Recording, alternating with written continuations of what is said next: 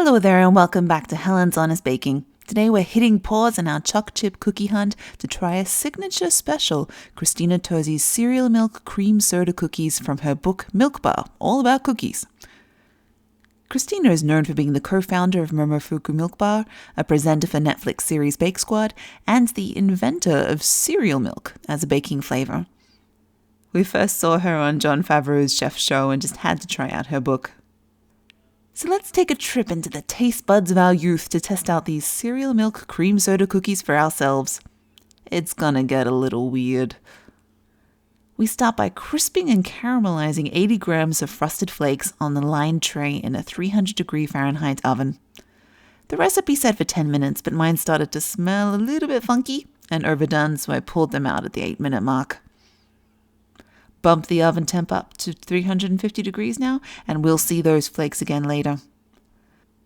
Next up, we do traditional cookie making.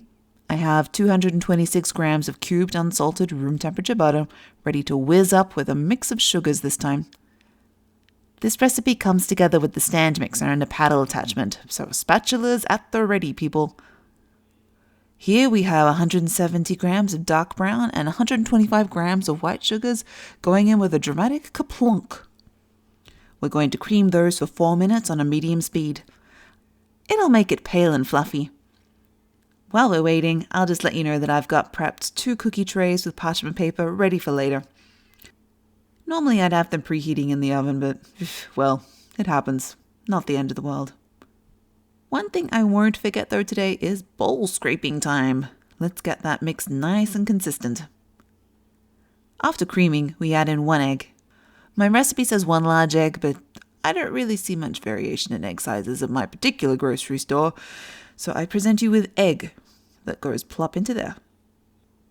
Next we have our old favorite 2 teaspoons of vanilla extract. I had to look up what Christina meant by clear vanilla extract because I'm a noob.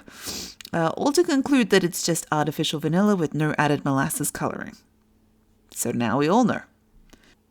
With that all in there, we beat for another 4 minutes. This is looking exceptionally light and fluffy now. The spatula just cuts right through it. I've heard many times now that one of the worst mistakes you can make is not creaming for long enough. I'd be kind of curious to test that out for myself in its own video, if you guys want. Now, this is where it starts to get a little bit weird. First, we shake in 270 grams of flour. Plain flour, so far so normal for baked goods. I kind of forgot that all this was going back in the mixer, so don't mind me locking that back in and generally making a mess. On that goes, and we mix until just combined, so we don't go all gluten-y. Now we're going to add in 12 grams or 2 tablespoons of milk powder. I could only find skim, but I guess that's normal. I don't really normally shop for this one. Also in here, I have the theme ingredient, 2 tablespoons of corn powder. And according to Christina, that's going to amp up that cereal milk flavor. Next up is 1.5 teaspoons of kosher salt. So in that goes, since it's hardly exotic. Followed by your stock standard 1/2 teaspoon of baking soda and 1/2 teaspoon of baking powder. Here with these ingredients, you can mix between each addition or just once at the end. And for the grand finale, and to make that creamy soda fizz, we're going to add 1/2 teaspoon of citric acid and 1/4 teaspoon of sodium citrate. Both of these can be found on Amazon if you have a hard time in the store. Other than sounding like they belong in a lab, the citric acid is another leavener that gives a citrusy, sour zing, while the sodium citrate cuts out some of the acidity that results. So be super careful not to overdo it, or you'll be tasting more sour gummy worms than cereal milk in your cookies. Now with everything in there and no crazy chemical reactions happening yet, we mix it all through and scrape down the bowl. It's around here that I suddenly remembered that I forgot to preheat my trays in the oven. Well, there we go. And now for the toppings. We start with 100 grams of mini marshmallows and 125 grams of white chocolate chips. I'd already heard online that these cookies could be a little bit sweet, so I'm using chippies that are more heavy on the cocoa butter and less sweet than usual.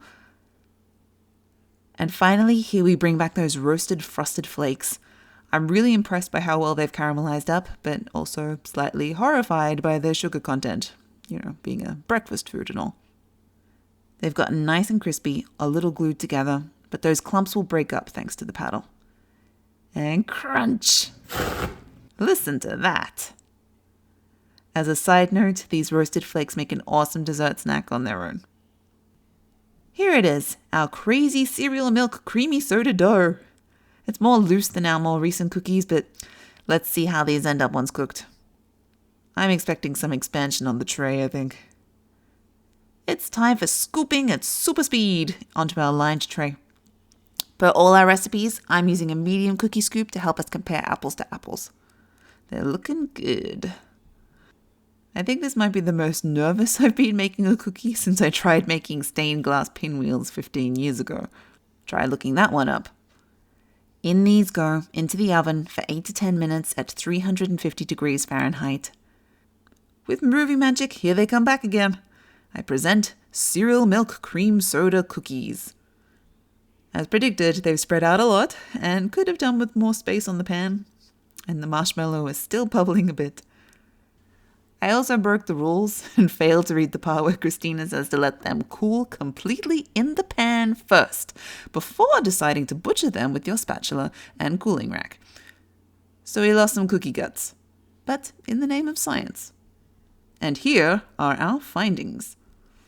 In terms of appearance, yes, they are a droopy mess, but the mix of ingredients looks interesting and the color is pretty good, so I'm settling on a 2.5. Taste is, on the other hand, not a baking win. It's a real mixed bag. You get a nice crunch from the flakes and then a hit of chocolate and then creamy, sugary marshmallow before that cream soda sour flavor really kicks in after, and it's just downright confusing for the palate and leaves an aftertaste. They're overpowered by marshmallow that taste too much like sour candy. I found that the next day I got really fed up with the flavor, and it was only after chilling them in the fridge I could get that cereal milk flavor actually coming through. So is it me? Is it the flavor? I don't know.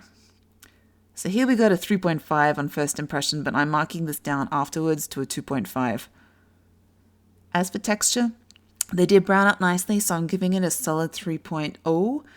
And as for ease of the recipe, the ingredients are clearly laid out in cups and grams and in sections, which I love, but I have to knock it back for using harder to source items.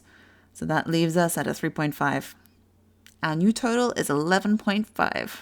Sadly, our lowest one yet, but sometimes it's fun to take a risk. It may just be my palate, since I know Christina is all about bringing back the whimsy of childhood in her baking. So I'm not going to give up on Milk Bar All About Cookies book. At the end of the day, I did have a lot of fun trying something completely unique, and there's a lot more creativity between these pages, so I do still recommend checking it out. My channel's pretty young, so please don't forget to like and subscribe my video and help share this baking journey with others and keep me in the kitchen. See you next time as our honest trials and reviews continue. Bye!